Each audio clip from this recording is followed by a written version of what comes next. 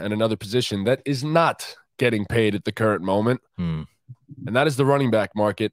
That is Saquon Barkley. That is Josh Jacobs. That is Tony Pollard. Just three of the names that got franchise tagged this past offseason and did not come to agree to long-term deals with their teams. Very interesting situation. The running back market is getting squeezed. The last big money deal that was signed was Nick Chubb, and that was about 2 years ago. So it's a tough sitch. It's rough for some of these guys. The running back position seems to be dying out a little bit because guys just aren't getting paid. But where are we at? Where do we stand on this whole situation for both running backs and organizations? It's really tough because, like, obviously it sucks for the running backs, but over time, it's been proven that you don't need a running back to win. So, like, why would you pay the running backs? But at the same time, these running backs are like the best players in the league at their position, and they can't get contracts. Like, how does it? I feel like there's no solution here that works for both sides. There has to be something, but like, and it's a shame that the NFL, they only do their player agreements every 10 years. Yep. So there won't be a solution until 2030 if there is going to be a solution. So they have time to think about it.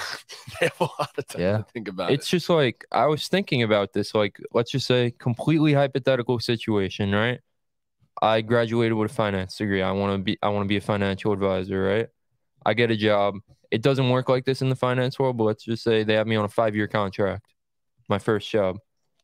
Now those 5 years finish, I'm great. I'm a top 3 advisor out of the 80 advisors in my financial group. I'd completely outperform everything they had set for me.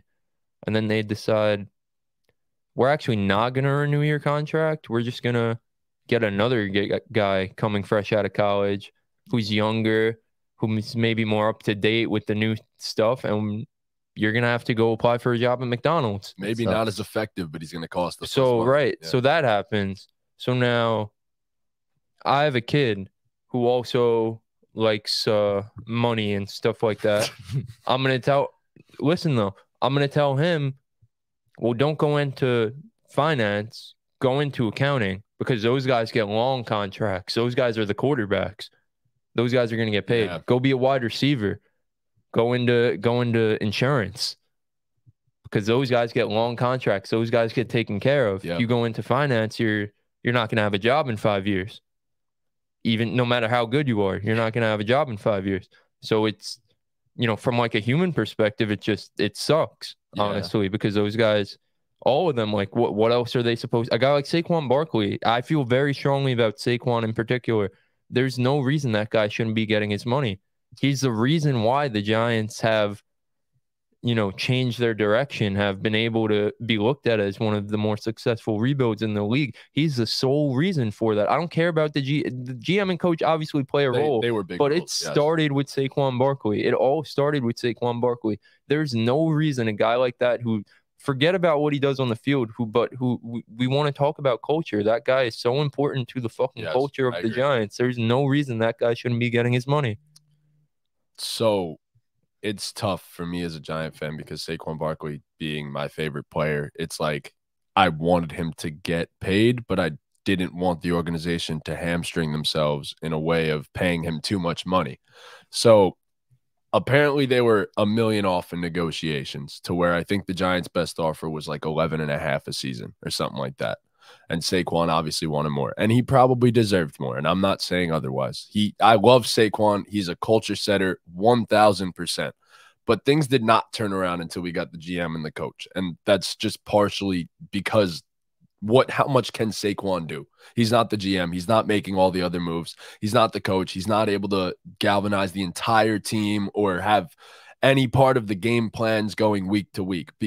And it bothers me because he is that guy for us, and he makes everyone around him better. But at the same time, it's just so proven that you can't give that guy that much money. And it sucks, but it's just proven in the NFL world right now. You look at the last 10 Super Bowl winners, these guys aren't paying their running backs. Barely. And they're not investing much. Granted, the Eagles, who made the Super Bowl, invested a second-round pick in Miles Sanders. But if you look at the Chiefs' backfield, what was it, a 7th-round pick in Isaiah Pacheco? I mean, But the Clyde Chiefs- Edwards-Helaire was a first-round pick, but he didn't even end up playing for this team. Yeah. But the Chiefs have Patrick Mahomes. Yes, but You know, if you look at all the other teams ones, had Tom Brady. Teams had Russell Wilson, who's an all-time great. Teams had Peyton Manning. You know, there's not Daniel. You know, only 10 teams in the NFL are going to have the elite of the elite quarterbacks, yes. and then those guys in that stratosphere, there's maybe 5 of them at a time in the league, maybe 6 or 7. Yeah. So not every team is going to have that. So you still, the teams that don't have that, you need better skill positions to be able to compete. I can understand, like I get it. The teams that have won the Super Bowl, it's been not because they didn't pay a running back. It has been because they have had the elite of Some the of the elite best quarterbacks. Yes. Right. Mhm. But there are teams that compete for Super Bowls who pay their running backs. We've seen it time and time again. Teams have been contenders and been able to make the playoffs, a team 49ers. like the Giants, because of the running back they have, because of the superstar talent at running back. If you have one of those guys and you have the scheme in place, you could be a winning football team. It's a shame that no team has put it together over the past 10 years, but I don't think that's because they paid their running backs. I just think it's because they weren't lucky enough to have a top 5 to 7 quarterback in the league at the time. The Aaron Rodgers is, I didn't even mention. Yes. I mean, look, it's entirely fair. Obviously, any team that's going to win a Super Bowl needs a quarterback that's going to be high end for the most part. It's very rare that you see teams winning Super Bowls with quarterback talent that's average. It doesn't happen often. I mean, you could draw back to the Broncos back when Peyton Manning was pretty much washed, we could say, but it was still Peyton Manning. His mind was still there, but it was one of the greatest defenses we've ever seen. But Nick Foles went on one of the greatest tears. He did. Of any quarterback like ever. He played like the best quarterback in the NFL. Like it's not, that's the anomaly, first of all. Yeah, you're right. Because he played to a level that was the best quarterback in the entire NFL. Bro, he went head to head with Tom Brady and outplayed him in the fucking Super Bowl. That doesn't happen. So it's just, in the end, I think that the running back market is just so broken right now. I think Chubb, personally, in my opinion, is the greatest running back in all of football right now. And he's only making, what, the 5th or 6th highest salary for running backs, or like 4th or 5th. And it's a little over $11 million a year. We're talking about, that's like average money for an average guard in the NFL. Like, that's where we're getting to. That's the point that we're kind of getting to now. And it sucks, but it kind of is what it is. I mean, look, you can get 70% of what these top running backs offer you by drafting a 5th round, 6th round guy and having a solid offensive line. 75, 80% even.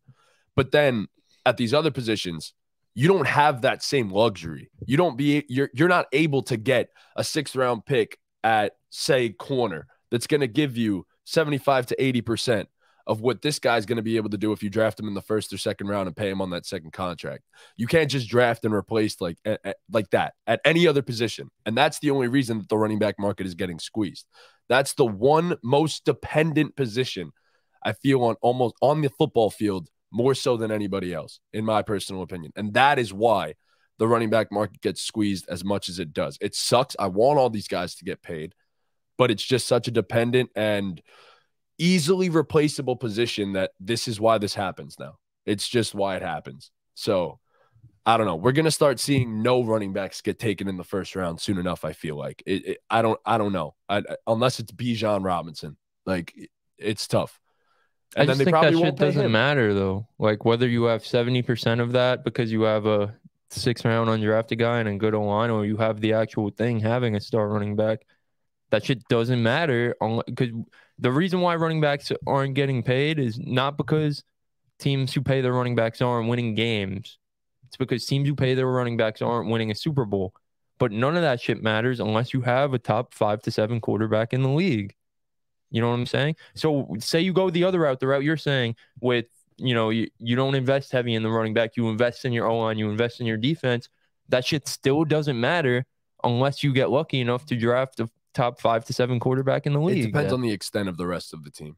That's the only difference. It depends on the extent. But it really doesn't. Who was the last team who didn't have that type of guy? The Broncos in 2014. Broncos in 16, and then prior to that, you have to go back. the Giants, I guess. I mean, with Eli. Russell Wilson was still great, but he wasn't what he was. He wasn't a top 10 but in quarterback in the at that playoffs, time. he was playing at He that was level. yes, fair. I mean, Eli was great Playing for at those that playoffs. level too. Yeah, I mean, Yeah, that's what I'm saying. You need like, I get it. Like I really do get it because the numbers back it up. The last 10 Super Bowl champions have not invested pretty much anything into their running backs. But again, those teams have also had the elite of the elite quarterbacks. That's the difference maker to me. I really think the solution is like I know you guys completely shot it down when I said in the group chat, but they have to be able to come out earlier, or the rookie contract has to be shorter or something. They have to be see that I'm not against. they have to be eligible for the second contract sooner, whether it's them coming out sooner or the contract being shorter. I think if you do the contract being shorter, that's something you could make a rule specific to running backs. Because if it's the first thing I said where people are coming out of college sooner, that's kind of a rule that has to be applicable to everyone. Yeah. But if you can make rookie running back contract shorter, I think that's a solution. So then everyone's happy. You get your second contract while you're younger. You play out that second contract. Your lifespan still, no matter what, running backs' lifespans are going to be short just because of the nature of football, the violence of the position too. So at least give them a chance to get their second contract, and then that's it, and then everyone's happy. I don't hate the idea of potentially shortening running back contracts by a year, rookie running back contracts by a year or so. I don't think you can make it two. I don't know what the number exactly is, but something like that. Because like I said, like the human aspect of it, these guys are, just like the best O-linemen in the league. They're the top whatever % at their position in a major sport that makes billions and billions of dollars, where other guys are getting tens of millions of dollars. This is generational wealth we're playing with. I mean, so it's like, and a guy like Saquon, who is so fucking important to the specific team he's on, where other guys on the team are making this much money, like the quarterback who got an insane amount of money. His family set for like that generational wealth that's going to go down 4 or 5 generations. The money that Daniel Jones is getting. 100%. So like there has to be some type. You have to take care of these guys, because then they're not going to. It's going to start with Pee Wee. They're not going to play running back. Exactly. Like football is going to die. Not just the running back position. Football is going to die out. Yeah. I completely agree with you, and I get it. I get that whole sentiment. As for say the Cowboys and the Raiders, their positions, I understand not paying the running back. I especially understand the Cowboys. They just paid Zeke. Paying Pollard. They just paid Zeke. They don't want to see it happen again. Exactly. And Pollard's coming off a big injury, by the way. Like that's another thing. And Pollard's not a Saquon Barkley. He hasn't proven anything. No, we haven't seen Pollard ever handle 20+ touches per game. And then a guy like Josh Jacobs, but Saquon's body's also falling apart a little bit too. But Saquon's proven though. He's proven. Even last year, he came off a major injury last year, and he was great last year. Someone will pay them, I think. Personally, someone will pay them. They'll hit the open market. I think the biggest thing that needs to happen, get rid of the fucking franchise tag. That needs to happen. It's the worst thing in all of football. That wastes a year. It's the worst thing in all of football. And I'm not sure how they haven't already come to an agreement to get rid of it altogether prior, because I feel like it's just the worst thing possible for the athletes and the best thing possible for the organization. Because you could franchise tag the guy, and now you're just fucked. Now you're the running back, and you're fucked now, because you can't go and sign another contract with a different team. There's no pressure on the organization to have to re-sign you now, because they're like, oh, we could just have you on the franchise tag for a year, beat you down another season, and then you could go hit the open market or potentially get franchise tagged again.